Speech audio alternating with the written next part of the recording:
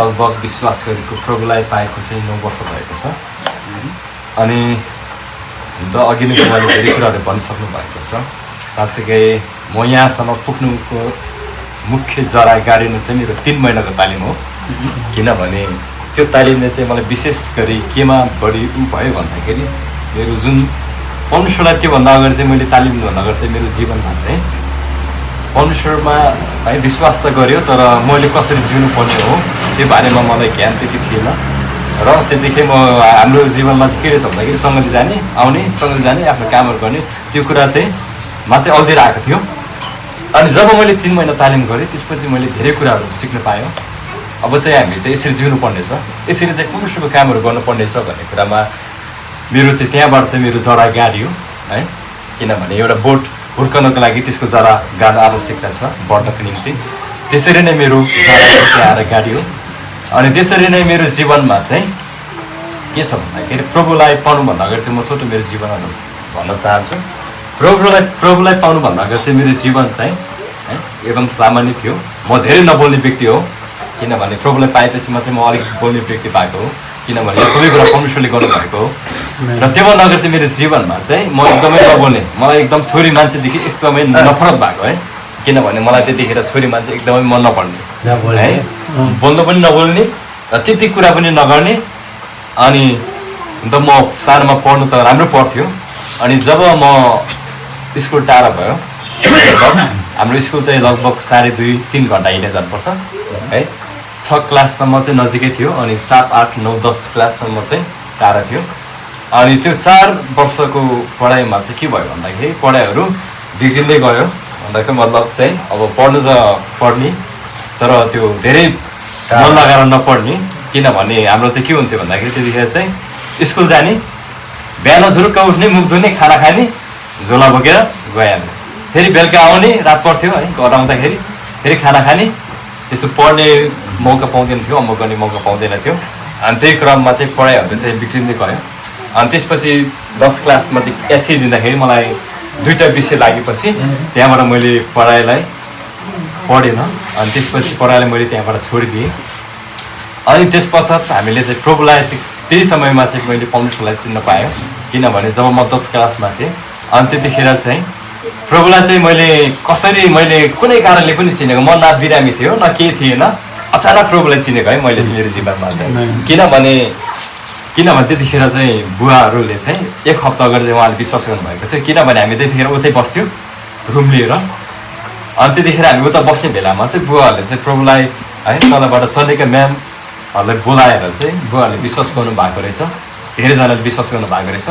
अनि हामीसँगै इनिमा कुमार हामी चाहिँ एकदम मिल्ने साथी सानैदेखि। अनि हामीले एउटै निर्णय गऱ्यौँ, अनि आउनुहोस् अनि विश्वास गर्नुहोस् भनेर हामी गयौँ। सुसमाचार पनि सुनेको थिएन हामीले त्यतिखेर।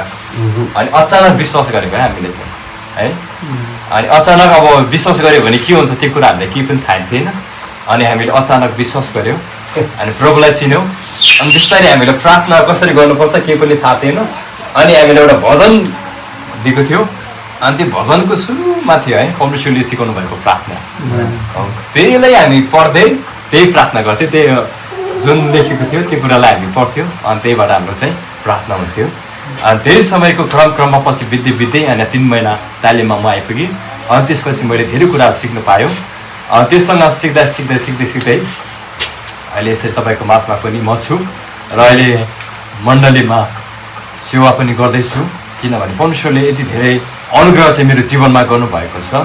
र त्यसपछि चाहिँ म अलिक बोल्ने पनि भएको छु। किनभने पहिला म अलिक नबोल्ने व्यक्तिहरू पनि थिएँ। अनि त्यो पहिला चाहिँ म के थिएँ भन्दाखेरि म अलिक धेरै नै दुष्टले पनि सुन्थ्यो ममा। किनभने मलाई चाहिँ एकदमै पेटहरू दुख्ने। किनभने पेटहरू दुखिसकेपछि तपाईँले जाग्रे भेटेन भने चाहिँ धेरै नै जाग्रे भेटेन भने चाहिँ मर्ने अवस्थामै पुग्थेँ क्या, धेरै पेटहरू दुख्ने। अनि त्यसले गर्दाखेरि जब मैले प्रभुलाई पाइसकेपछि मैले धेरै कुराबाट छुटकारा पाएको छु। मेरो यो घोडा छ, घोडा चाहिँ मेरो 2 चोटि खुकुरीले काटेको है। एकचोटि काट्दाखेरि त नर्मलै थियो, अनि अर्कोचोटि काट्दाखेरि चाहिँ तपाईँको रातभरि ब्लडहरू बग्यो अनि बेहोस भएँ म। अनि त्यो क्रममा चाहिँ मैले यो विश्वास नगर्दाखेरि चाहिँ मेरो घोडा चाहिँ समयमा दुखिरहन्थ्यो, यति धेरै कुद्नु पनि नमिल्ने। अनि जब मैले प्रभुलाई पाइसकेपछि चाहिँ घोडालाई पनि निको बनाउनु भएको छ। त्यही भएर अहिले प्रभुले मलाई स्वास्थ्य तुल्याउनु भएको छ, उहाँले मेरो जीवनमा धेरै कामहरू गर्नुभएको छ। हुन्छ, म एउटा वचनको खण्डलाई म हेर्न चाहन्छु है। तपाईँ र मैले परमेश्वरलाई विश्वास गरिसकेपछि अब तपाईँ र म पनि क्रुसमा टाँगेका व्यक्तिहरू हौँ है। किनभने उहाँ जुन जीवन उहाँले जिउनु भयो, अब त्यो जीवन चाहिँ तपाईँ र मैले जिउनु पर्ने हो है। जसरी उहाँले क्रुसलाई भोग्नु भयो, अब त्यो क्रुसमा हामी पनि सहभागी भएका छौँ। किनभने हामीले विश्वास गरिसकेपछि अब म पनि तपाईँ जस्तै भएर जिउँछु भनेको होइन। त्यही भएर चाहिँ हामी चाहिँ उहाँको काम गर्नको निम्ति सृजेका व्यक्तिहरू हौँ है। हामी चाहिँ हुन त हामी धेरै कामहरू गर्छौँ, शारीरिक हाम्रो शरीरको निम्ति, भोजनको निम्ति हामी कामहरू गर्दछौँ र त्यसरी नै हामी परमेश्वरको निम्ति पनि हामी काम गर्नुपर्दछ है। परमेश्वरले हामीलाई जुन जीवन दिनुभएको छ है, अहिले हामी शरीरमा छौँ है, हामी स्वस्थ छौँ, किनभने यो सबै कुरा चाहिँ आज परमेश्वरले तपाईँले मेरो जीवनमा दिनुभएको छ है। त्यही भएर आज उहाँले तपाईँले मलाई एउटा कुरा चाहिँ दिनुभएको छ कि त्यो भनेको अनुग्रह हो है। त्यो चाहिँ सबैभन्दा तपाईँले मेरो निम्ति एउटा बेस्ट उपहार हो। किनभने अनुग्रह भनेको चाहिँ त्यो प्रायः मानिसहरूले पाउँदैन, किनभने त्यो चाहिँ परमेश्वरले दिनुभएको तपाईँ र मलाई एउटा तोहफा हो है। दया, प्रेम, तपाईँ र म पापी हुँदा पनि उहाँले हामीलाई दया र प्रेम गर्नुभएको छ। त्यही भएर आज तपाईँ र म ख्रिस्टमा भएर जिउनु पर्दछ, हामी ख्रिस्टमा रहनु पर्दछ। ख्रिस्टले जस्तै हामीले दुःख भोग्नु पर्दछ है।